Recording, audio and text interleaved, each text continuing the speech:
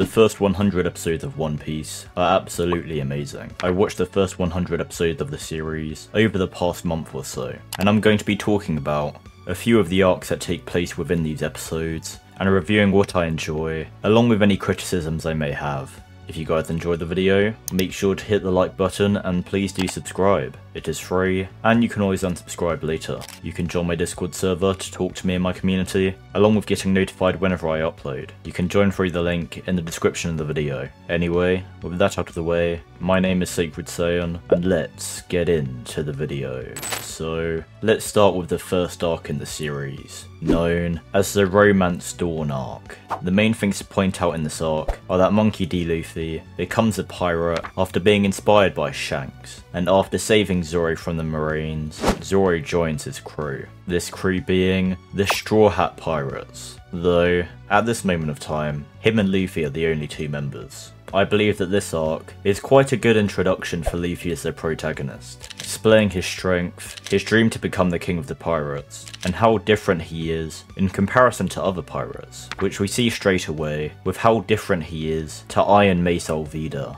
She's there to show how cruel and ruthless the average pirate is, but Luffy is completely different. He's a kind and warm person who wants to help people, making the audience wonder why Luffy would even want to be a pirate, due to how different he is to most of them, let alone become the king of the pirates. But his motives for his dream are also revealed, so we gain a lot of context for Luffy, along with the way the world works as a whole. We also get to learn a bit about Zoro, his morality, and his goals as well, and we can already see a good dynamic between him and Luffy, which will grow later on. But yeah, overall, a good introduction arc for the series. The Orange Town arc comes next, with Nami unofficially joining the crew, and Buggy's pirates are introduced. I like Buggy. I enjoy Buggy as one of the first villains, as if I remember correctly, it's the first time Luffy has to go up against another Devil Fruit user. So, it's the first time in the series we get to see what a battle between Devil Fruits actually looks like.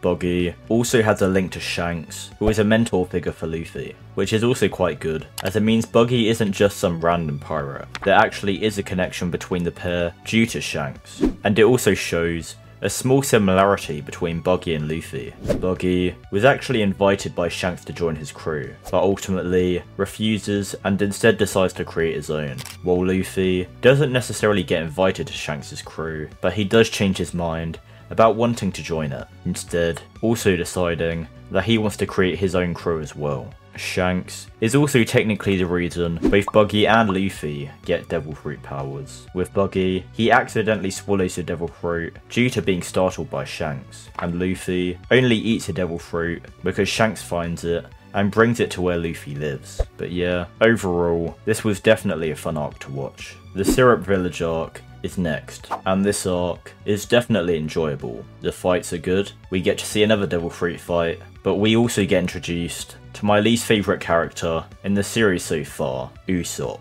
Now, I'm sure there are many people who do like Usopp as a character, but personally, he just isn't my cup of tea. I just find him annoying, and would prefer it if his character didn't exist. So, that does make the arc worse for me, but it's still a good arc overall. But luckily, the next arc is the Baratie arc, and they cooked. Pun intended. We get introduced to Sanji and his backstory, which is absolutely amazing. We also get to see Mihawk vs Zoro, which is also amazing, and shows how much room Zoro still has to grow before he can achieve his dream of becoming the strongest swordsman. And it also builds on the dynamic between Zoro and Luffy, since he never wants to lose a fight again for the sake of Luffy. Luffy also gets to fight Don Krieg, showing how strong his willpower and resolve truly is, as no matter how many times he gets put down, he always gets back up and keeps fighting. For me personally, it is the best arc out of the ones I've already discussed. However, the arc that comes after is even better. The Arlong Park arc. My favourite arc I have seen in the entire 100 episodes. There's some awesome fights, like Luffy vs Arlong, but what I love the most about this arc is the characterization. Nami is characterized in such a great way, and the episodes which show her as a kid are some of my favourites. Seeing her little family, and how much her adopted mother genuinely cares about her. So much so that she lets herself be killed just to say that Nami and her sister are her daughters and she loves them. And in this arc is probably my favourite scene I've seen so far as well. That being the scene when Nami is crying and finally asks Luffy for help. And Luffy immediately agrees, even putting his hat on her head. And this is huge, as that hat is Luffy's most treasured possession, but he puts it onto Nami's head to comfort her, as he then goes to fight Arlong. It really just shows how much Luffy cares about his crew, and it shows, even if he isn't the brightest, he is a great captain and friend, risking his own life without a second thought, simply because someone made his friend cry. The Logue Town arc is also nice, as we get to see the similarities between Luffy and Golden Roger, showing that his dream of becoming the king of the pirates is certainly a possibility, as he resembles a man who formerly held that title. But now, we're going to skip ahead to the Little Garden arc, since the ones in between weren't bad, but I just don't really have much to say about them. But the Little Garden arc was great, showing the two giants with their strong resolve and willpower, with their battle that has gone on for so long, and this battle gets interrupted by the villains of the arc, almost putting a shameful end to the battle between the two giants, but thankfully by the end, they both survive to fight another day.